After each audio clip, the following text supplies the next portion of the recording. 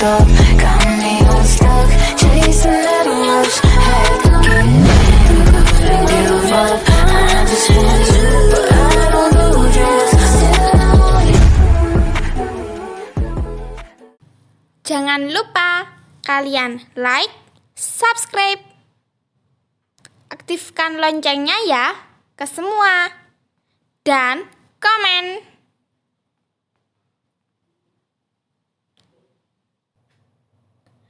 Assalamualaikum warahmatullahi wabarakatuh. Hai teman-teman, kali ini saya akan menjelaskan tentang teks pidato persuasif materi kelas 9. Simak baik-baik ya, dan jangan di-skip, supaya kalian paham betul. Terima kasih. Pengertian teks pidato persuasif. Teks pidato persuasif adalah teks yang disampaikan secara lisan kepada khalayak yang isinya berupa ajakan atau bujukan. Ciri-ciri: 1. Bersifat ajakan. 2. Teks disusun berdasarkan kalimat ajakan. 3. Teks berisi kalimat dorongan positif. 4. Menggunakan kata-kata membujuk. 5. Menggunakan kalimat-kalimat yang bersifat membangun. 6. Reaksi yang diinginkan adalah membangkitkan emosi agar pendengar menyetujui atau meyakini dan mungkin membangkitkan timbulnya tindakan tertentu pada pendengarnya. 7. Menyertakan topik permasalahan yang akan dibahas dan dijelaskan. Tujuan teks pidato persuasif adalah mengajak audiens untuk melakukan sesuatu, meyakinkan audiens atau pendengar berdasarkan bukti-bukti sesuai fakta, mengubah pandangan pendengar sesuai dengan isi pidato.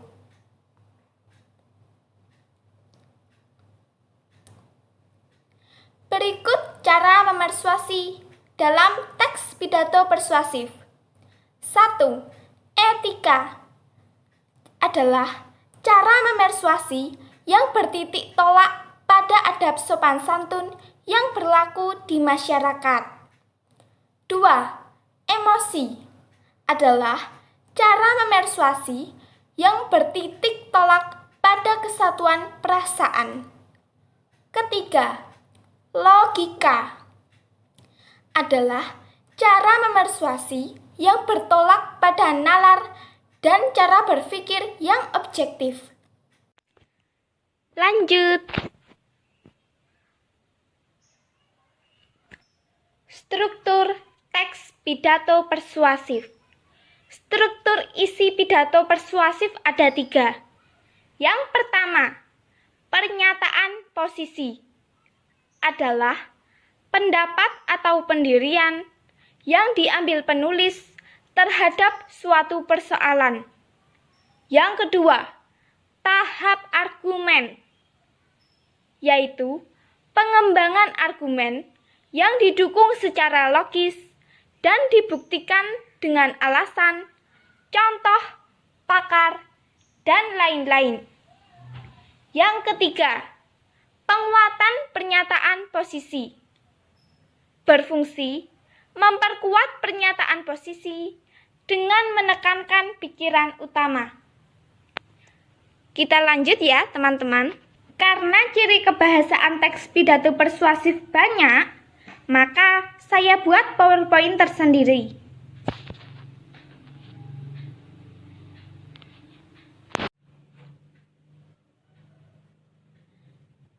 Karena ciri kebahasaan teks pidato persuasif banyak, maka saya buat PowerPoint tersendiri.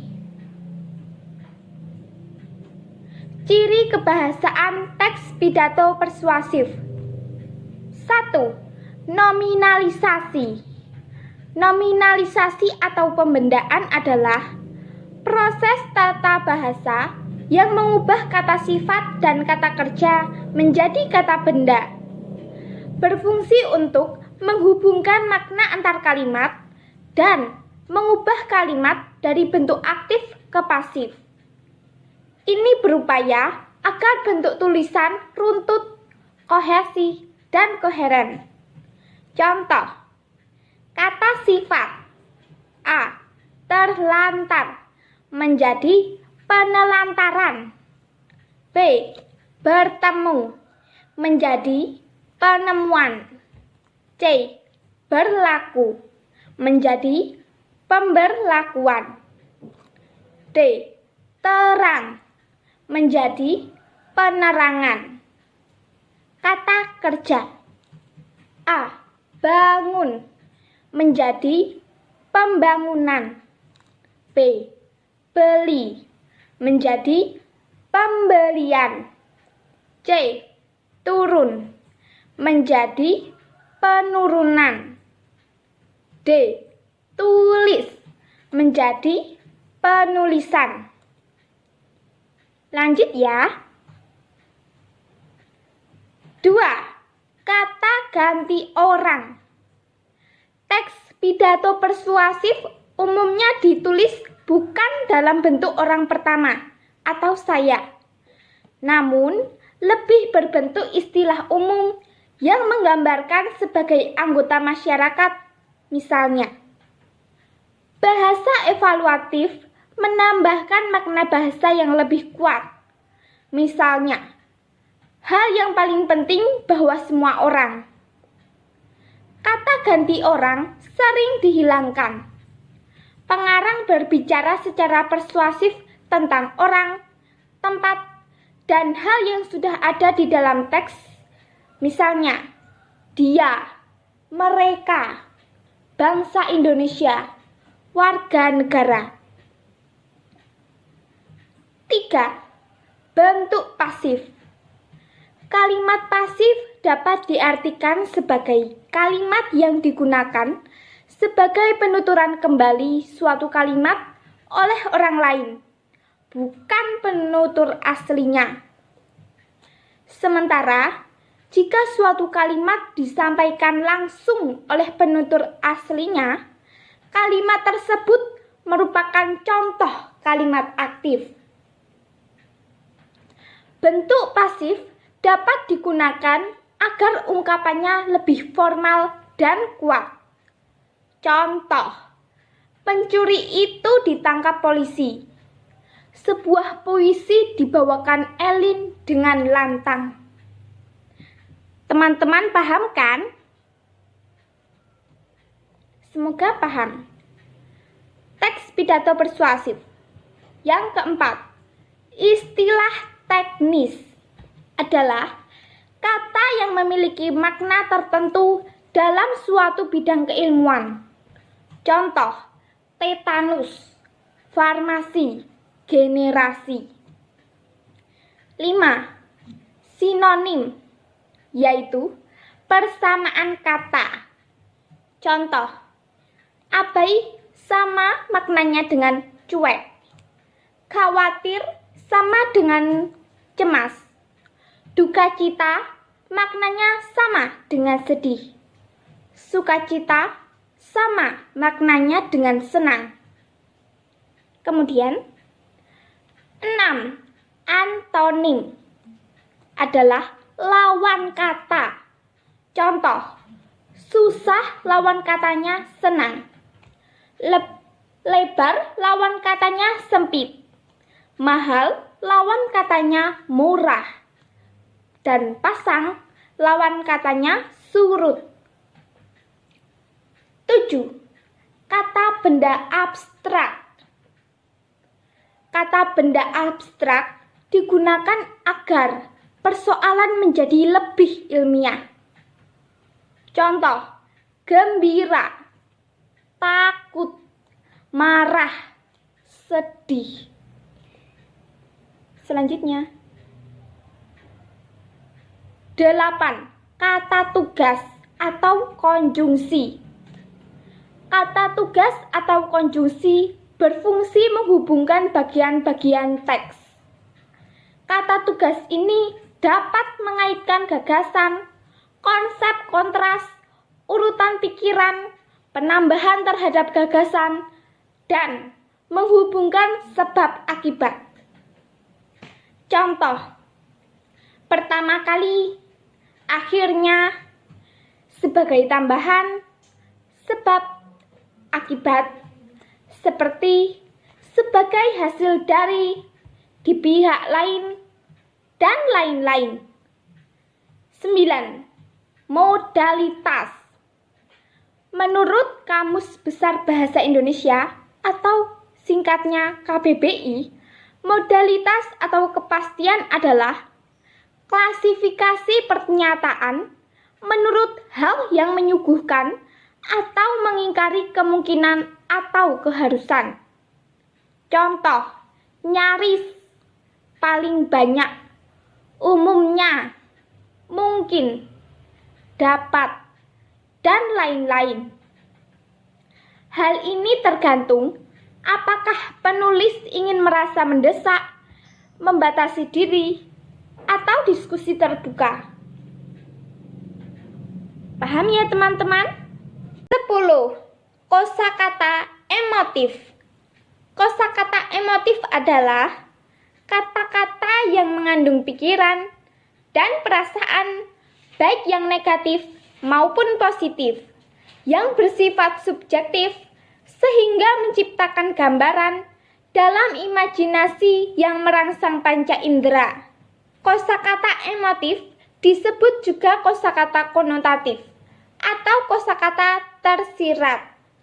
Contoh, pesona dirimu membuatku mabuk kepayang. Senyumanmu begitu manis, semanis madu. Kau adalah belahan jiwa yang aku cari sedari dulu. Kemudian, ciri kebahasaan teks pidato persuasif. 11. Pernyataan langsung adalah diucapkan secara langsung di hadapan para pendengar. Contoh, hadirin, bapak atau ibu, saudara-saudara. 12. Kata kerja mental adalah kata kerja yang menggambarkan tingkah laku seseorang tanpa melibatkan kegiatan fisik. Contoh, memprihatinkan, memperkirakan, mengagumkan. Kemudian, 13.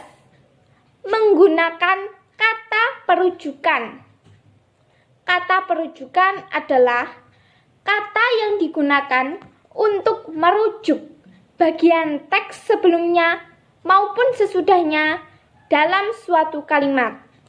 Contohnya, berdasarkan data, merujuk pendapat, dan lain-lain. Nah, ada bonus sedikit, yaitu fakta dan opini. Fakta. Menurut Kamus Besar Bahasa Indonesia atau singkatannya KBBI, fakta adalah kenyataan, peristiwa, akurat, suasana yang benar-benar terjadi dan objektif. Contoh, Puan Maharani adalah putri dari Megawati Soekarno Putri.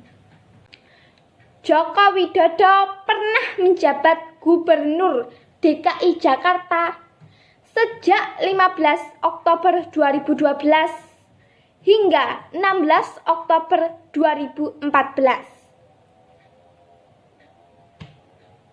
Kemudian, opini. Opini merupakan sikap, pandangan, atau tanggapan seseorang terhadap suatu fakta dan kebenarannya relatif. Karena dipengaruhi unsur pribadi yang bersifat subjektif, baik berupa pertika maupun saran-saran. Opini disebut juga gagasan atau argumentasi. Biasanya terdapat kata rasanya, pasti, mungkin, sebaiknya, seharusnya. Contohnya, orang kurus pasti jarang makan. Lala pintar pasti rajin belajar. Belum tentu ya teman-teman. Analisis struktur teks pidato persuasif. Nah, yang pertama, pembuka. Narkoba merupakan permasalahan pelik di Indonesia, bahkan juga di dunia. Keberadaannya mengkhawatirkan banyak pihak. Kondisi para korban yang sudah terlanjur terperosok ke jurang hitamnya pun sangat memprihatinkan. Narkoba telah merusak banyak jiwa muda yang sebetulnya perjalanannya masih panjang.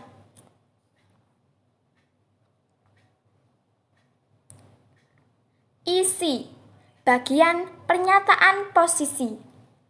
Tindakan tegas untuk tidak menggubrisnya sama sekali adalah satu-satunya jalan untuk menghindarinya.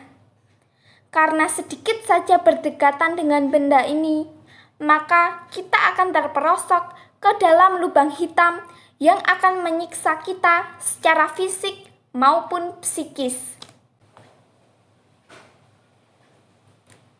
Isi bagian argumen. Bagaimana tidak, sekali mencoba narkoba, maka barang ini akan terus-menerus menghantui kita setiap hari, setiap jam, bahkan setiap detik. Narkoba adalah zat adiktif yang artinya tubuh kita akan terus memintanya saat telah mencicipinya. Bukan berarti tubuh kita benar-benar menginginkannya, tetapi narkobalah yang memanipulasi tubuh kita untuk memintanya. Tubuh kita akan dibodohi untuk terus memasukkan obat berbahaya ini, meskipun zat-zat yang terkandung di dalamnya justru menghancurkan tubuh kita.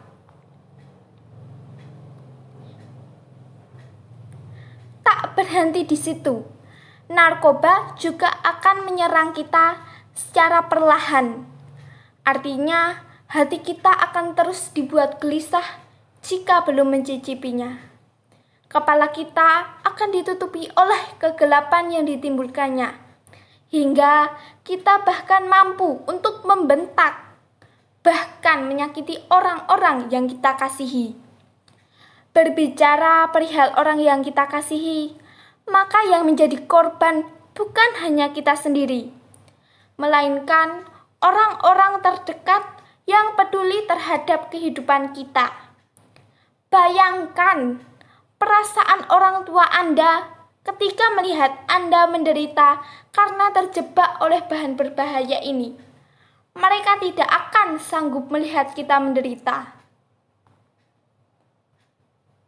Isi bagian penguatan pernyataan posisi. Sudah cukup rasanya 3 juta orang di Indonesia yang telah terjebak dalam kenikmatan fananya. Ya, Anda tidak salah mendengarnya.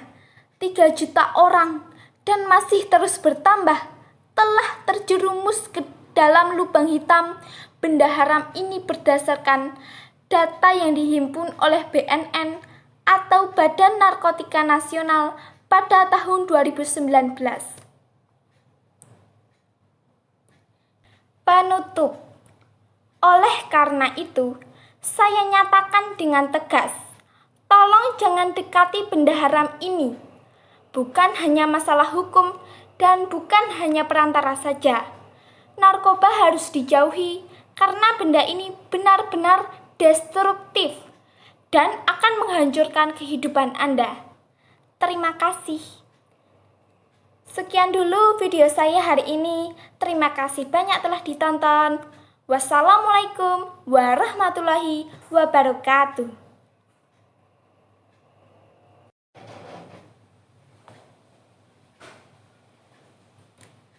Isi bagian argumen. Bagaimana tidak, sekali mencoba narkoba, maka barang ini akan terus-menerus menghantui kita setiap hari, setiap jam, bahkan setiap detik. Narkoba adalah zat adiktif yang artinya tubuh kita akan terus memintanya saat telah mencicipinya. Bukan berarti tubuh kita benar-benar menginginkannya, tetapi narkobalah yang memanipulasi tubuh kita untuk memintanya. Tubuh kita akan dibodohi untuk terus memasukkan obat berbahaya ini, meskipun zat-zat yang terkandung di dalamnya justru menghancurkan tubuh kita.